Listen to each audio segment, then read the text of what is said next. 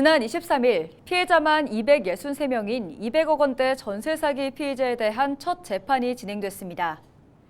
피해자는 사기 혐의를 부인한 상황인데요. 피해자들은 전세 사기 특별법조차 자신을 보호해주지 못하고 있다며 법 개정을 요구하고 있습니다. 장보영 기자가 취재했습니다. 수영구에 있는 한 원룸입니다. 정모 씨는 지난 2021년 2월 7천만 원의 보증금을 내고 신축 원룸에 입주했습니다. 하지만 2년의 전세 계약이 끝나버린 지금까지 보증금을 한 푼도 돌려받지 못했습니다. 집주인이 주택담보대출 이자를 갚지 않아 집이 경매에 넘어가 버렸기 때문입니다. 전세 보증금을 위해 빌렸던 대출금 7천만 원을 고스란히 갚아야 할 처지에 놓이자 결혼을 준비하던 정 씨는 망연자실했습니다. 아내와 장모님, 장인어른 분들께 좀 많이 상심을 안겨드린 것 같아서 좀 죄인이 된 느낌입니다. 원룸에 있는 보증금에 대출이 껴있기 때문에 혼인신고도 못하고 있는 상황이고 아내의 명의로 따로 또 대출을 받아서 정 씨와 같은 집주인에게 보증금을 돌려받지 못한 사람은 현재까지 263명. 부산 진구, 연제구 등 부산 전역에서 피해액만 200억 원에 달합니다.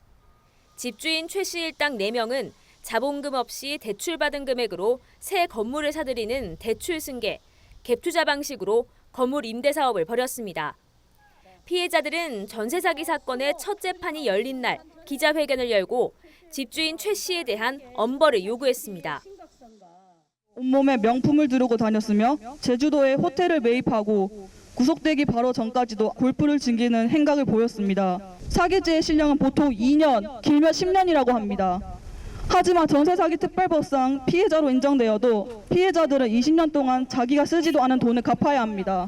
피해자를 돕기 위해 지난 6월부터 전세 사기 특별법이 시행됐지만 구색 맞추기에 불과하다는 목소리도 나옵니다.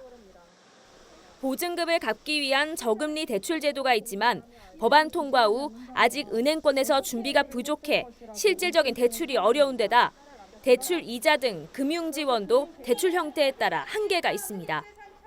전문가들은 공적 차원에서 먼저 피해자를 구제해 준 뒤 전세 사기 행각을 벌인 집주인에게 구상권을 청구하는 선구제, 후구상 제도를 요구하고 있습니다. 보증금의 일부라도 선구제를 하면 대출금이라도 갚고 다른 방법을 찾을 수 있는데 현행법처럼 운영하면 피해 임차인들은 여러 해를 법률적 구제 수단에 매달려야 합니다. 또한 그때까지 계속 대출금을 내면서 버텨야 하는 문제점이 있습니다.